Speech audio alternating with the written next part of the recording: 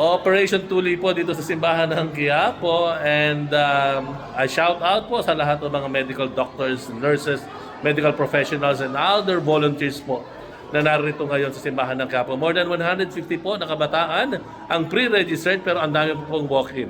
Pero iba yung Tuli. Of course, initially meron po siyang health benefits, of course, for proper hygiene, lalo na sa mga kalalakihan. But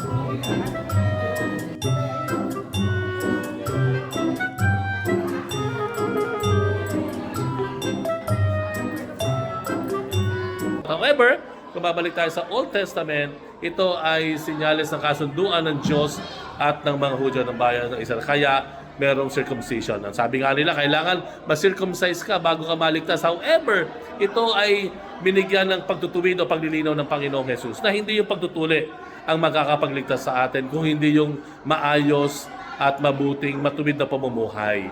Yun po ang mas makapagdadala sa atin sa kaligtasan ng Panginoon. Of course, more than anything else, ang kaligtasan ng tao ay nakasalalay pa rin po sa awa, biyaya ng Panginoong Jesus. So, mabuhay po. God bless.